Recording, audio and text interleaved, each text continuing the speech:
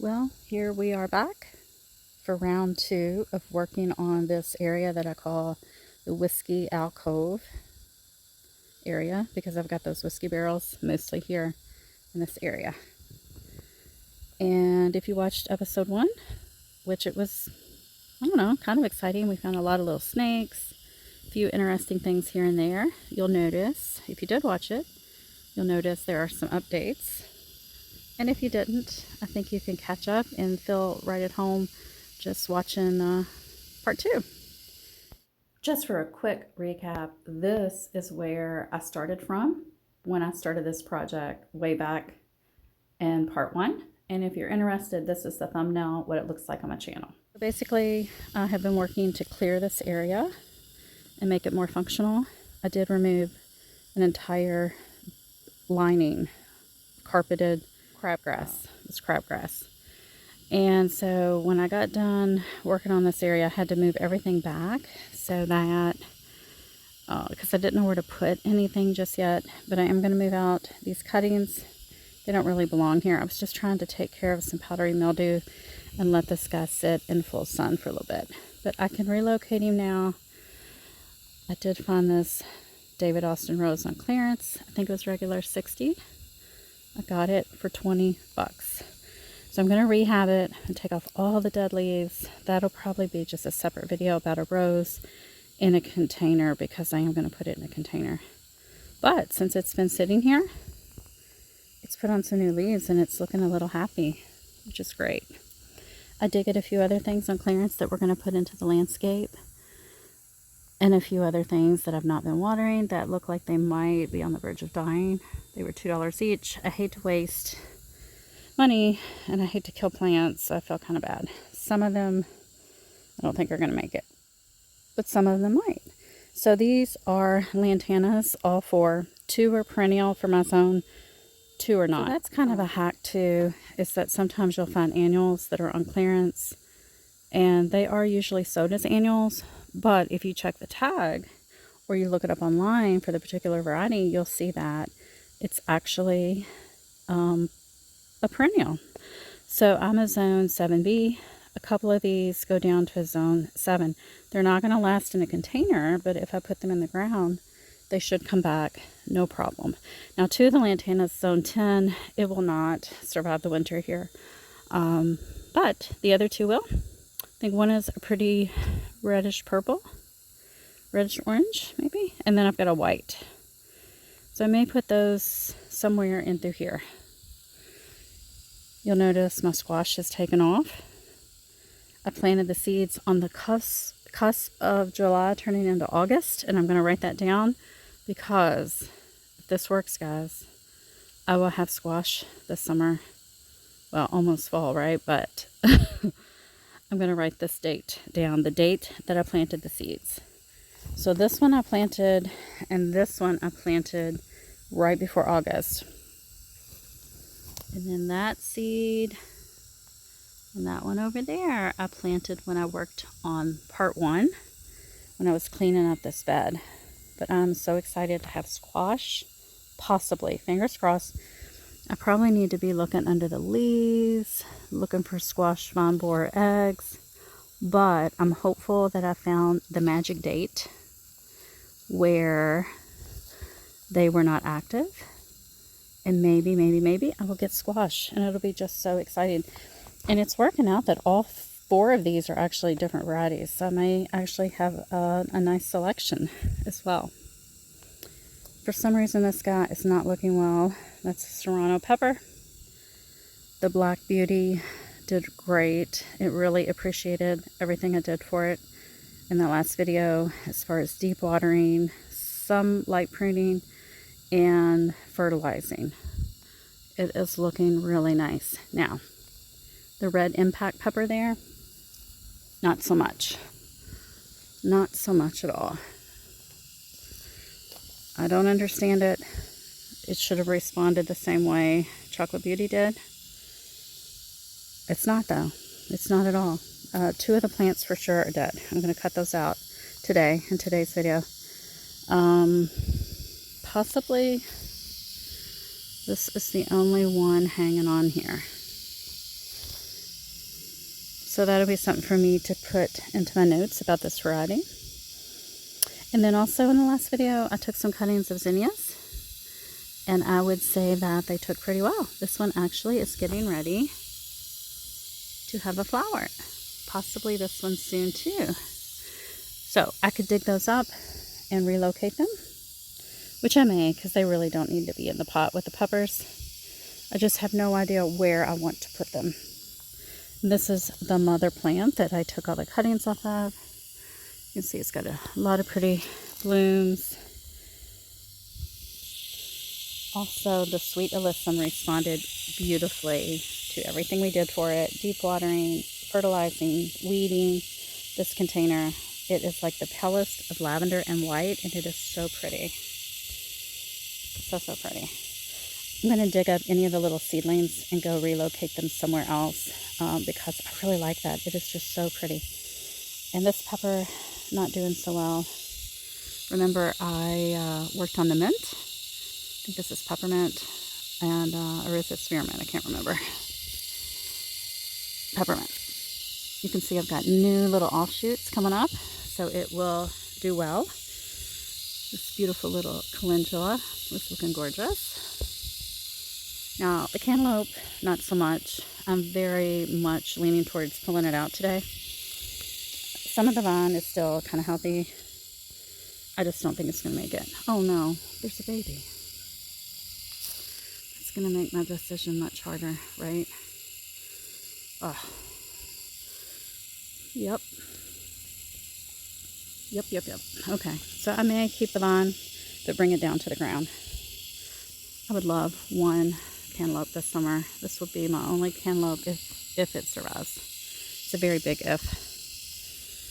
Very big. So I tried to pull up this milkweed, and it just regrew from the root that got left in the ground. So I'm going to have to get a shovel and dig these two up, because they really cannot be right here in the walkway.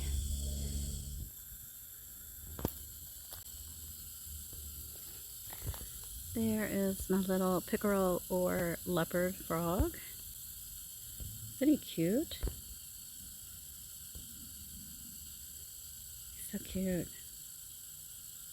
He lives in this hole right here. Right there.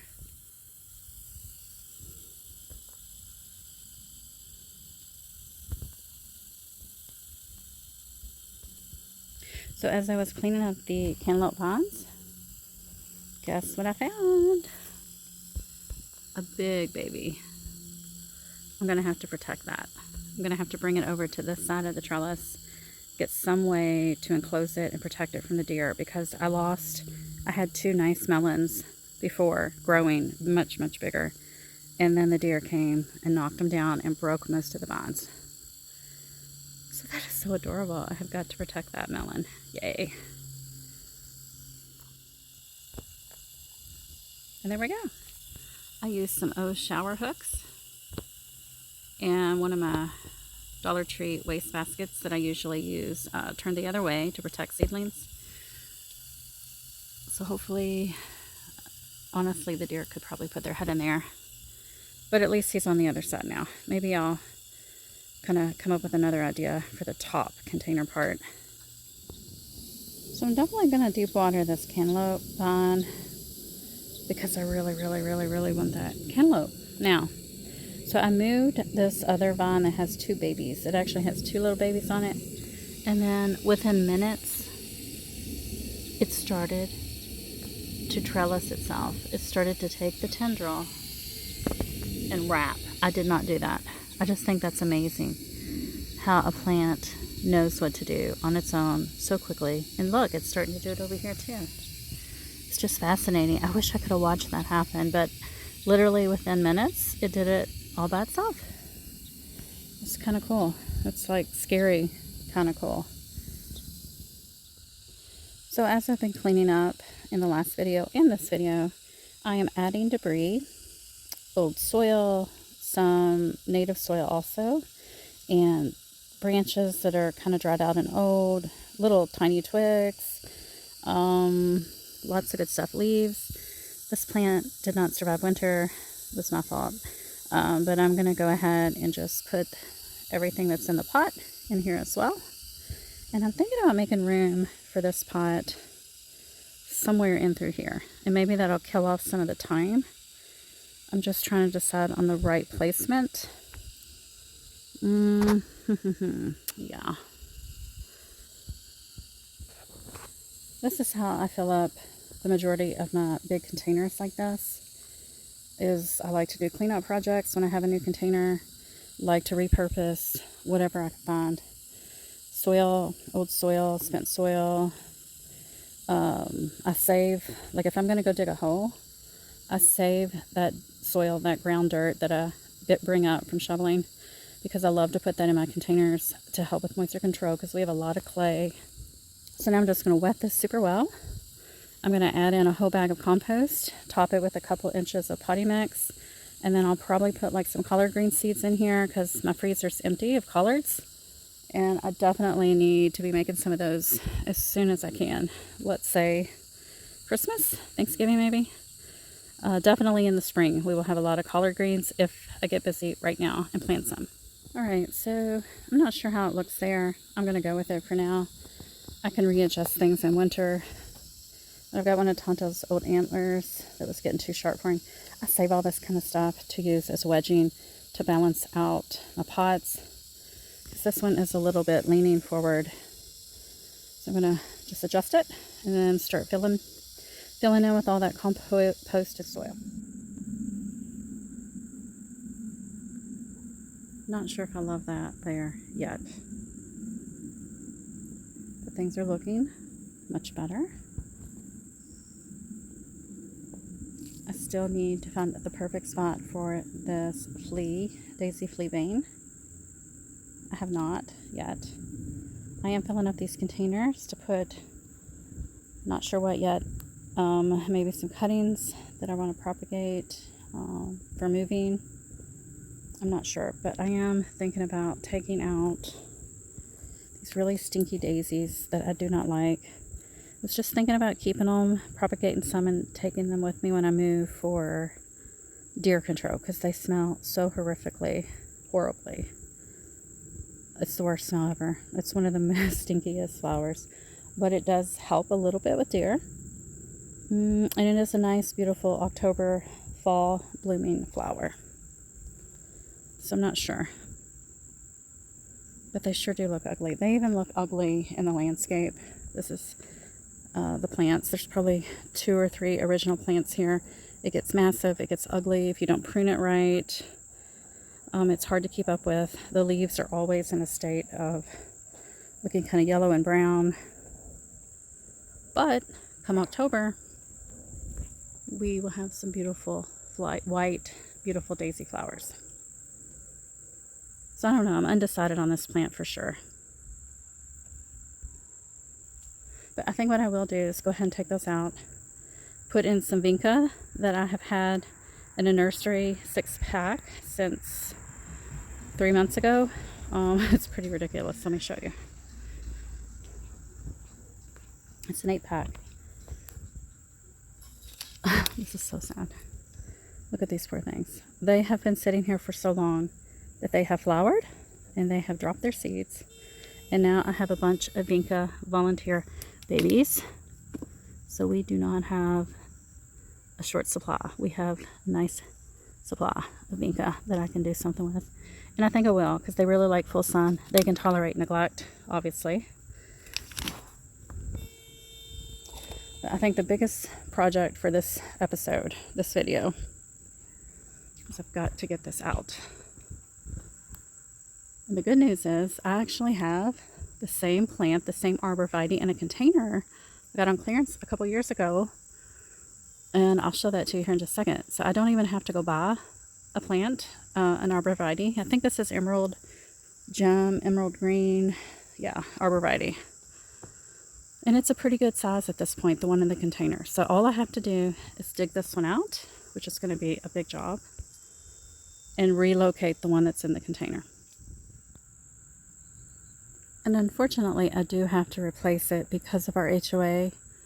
In order for me to keep this raised bed area here on the side of my house, I had to agree to put in these arborvitaes to grow in to cover up the trellised cattle panel garden area so you can't see it from the road. So with this one gone, we only have 2 in the triangle. And then I also have additional ones back through there. I have a bunch of sky pencils that I put in to hide my gardening areas. But I have to do this per HOA. So I took a quick break. And I've been thinking about this.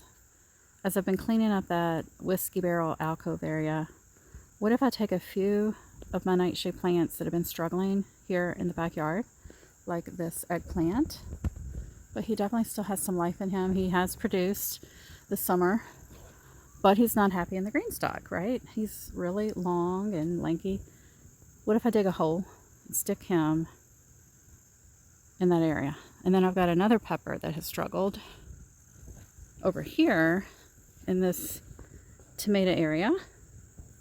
There is a golden marconi that I think would do much better out front in the full sun.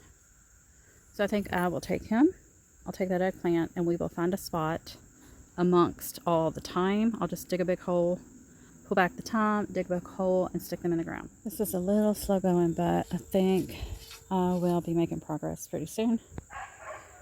And there is a benefit to having a wooded area behind my house, as I would just drag this to the woods and let it decay over time, as I do with a lot of my debris. Since he is dead, he is coming out fairly easy. I could probably just pull from this side at this point and then just drag him. I have to get Tonto out of the way though, into the woods. It's gonna look much better when this is gone. There are actually a lot of mushrooms growing off the bottom section on this side, I guess from the decay.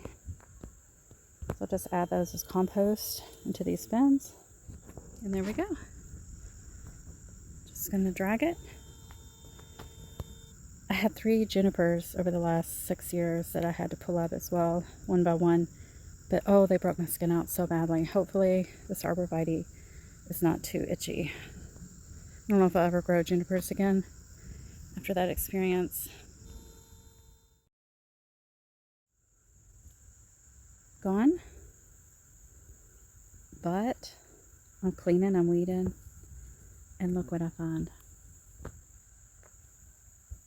Hardy hibiscus seeds from this variety and this variety. So I'm going to go get some baggies because I need to mark them and save them for sure. Oh, this one too. Yay.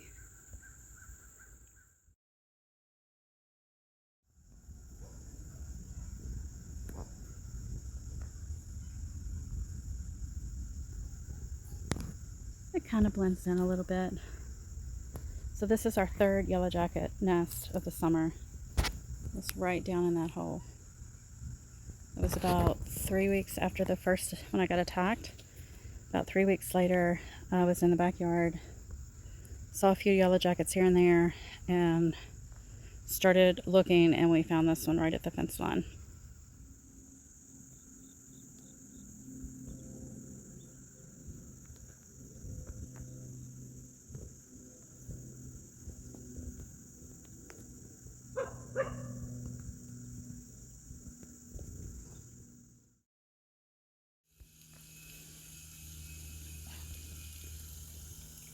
Alright, I got it. That was a lot of work. I'm sweating. Now, a bigger root ball would have been more ideal, but it was really, really an experience trying to get this out of that tight container. So I did have to cut the roots. That means one thing for me. I will have to water this every single day. Unless we get rain, at least for the next month or maybe 6 to 8 weeks. So now I'm just gonna place it. I'm not gonna bury it any deeper than the soil level. So like right here, about like that. You can see it was buried a little deeper than maybe it should have been. because it's grown a lot in the last 2 to 3 years since I bought it. It was a little baby. We don't want to get any root rot on the trunk, so I'm going to bury it to about like right there. Put some compost in the hoe as well. What do you think? I think it fits right in. It's a little shorter, a little smaller, but it will grow very quickly as long as we keep it alive. Move some pots around, disturb some angry ants. Yeah, I'm feeling pretty good about the work we got done today. I did relocate some thyme as mulch because people do park right here. So I figured thyme is okay rather than flowers that might make me sad if they get run over. We'll just go with the thyme on the edging of the driveway. Probably put a patch right there too, in front of the tomato container. And I think it's looking better. I still need to, I've ran out of soil. Can you believe it? I'm going to have to go buy some to fill out these pots. I did add the compost here. I'm going to water it in, but I don't have enough soil for the topping. I'm kind of thinking about, I want to rotate this heavy whiskey barrel planter. I want to rotate it so that my big squash is in the back because my sun comes from over here. And I'm afraid these little guys are just not going to get enough sun. And I think I might be able to do it. These are really heavy though. They've been filled for years and compacted over decades, and I just keep adding on top. So it's probably pretty heavy. I'm going to try real quick. So I think I did make a decision about these guys though. These daisies that I really don't care for. Even though they have a good use as a possible deer deterrent, I just don't know if they're worth the effort. So I'm going to go ahead and toss all of these cuttings I was trying to root. There was one though that was successfully rooted in a different pot. I may just keep that one, but I'm not sure because they are a lot of work. They are. So I'm going to pull all these out. I'm going to use the vinca flowers and fill up the little piggy planters. You can see that I added 2 here. Poor things. And this is just a rooted cutting that I found down by the road in that big planter that had the Arborvitae. I'm thinking it's a red salvia, maybe? We'll see. It's perennial if it does make it. I managed to get it turned. Alright, so I'm not sure where those piggies will end up, but for now they can stay here. Before I dig up this milkweed and relocate it, I wanted to go ahead and take a look at some of the little plants and cuttings we made last week. Well, 2 weeks ago? I think it was 2 weeks ago. I'll put the date, how long ago it's been. This was a garden phlox that I accidentally broke off. Not really seeing any root development. So that's kind of sad. But I have the perfect container to put him in. And it's a little waterlogged right now. So this will actually help me out. This container doesn't drain well. I need to put another hole in the bottom. But for now, we'll use it to help see if we can get this garden phlox to develop some roots. It's a nice perennial plant to have. Check on him at some point. Let's see, how's he gonna do? It's very damp in there, very damp. As you can see, I may have to actually adjust that water level sooner than later with another hole at the bottom. Alright, so now let's have a peek at one of these zinnias. See how they're doing. The only thing is, I'm not sure where I'm going to put them. If they do have roots, I don't think I want to leave them in these containers. Let's check this one. Oh. Yeah, it's pretty deep down in there. Okay, he does have roots. See the white fine threads? Not a lot. He needs to stay moist. So where, oh where, oh where, oh where? Maybe I'll stick him down in here. I'm going to have to go get something that's pretty sharp and long. Maybe one of my bamboo sticks. Make a deep hole. Yeah, I think I'll do that. Because I'm going to be watering our Arborvitae almost every day. I need to every day. So, yeah, I think I'll do that. Let's check the other one. I would say for sure this one has, since it's developing a flower bud. And remember, I've never had good luck rooting zinnias in water. Maybe once, but definitely. Oh wow, this one's got great roots. Look at that. Definitely they root in moist soil. Yay. So now we've got some more of the NV zinnias. NV green. Yay, I need to get him back in the ground and water him well. We'll put one here. One here. I just used half a bamboo stick and tried to get down really deep, and then gently put the cutting in, and then surrounded it with some in-ground soil that I found. This still needs more soil though. I actually have an idea what I might put in here, because I may go ahead and kind of relay plant my collards in this container, because I'm down to 2 pepper plants. And I think that might be a nice combo for now until things start to cool off, because peppers could give a little bit of shade to those little baby collards. I need to go look at my seeds. I'm not going to do that today though.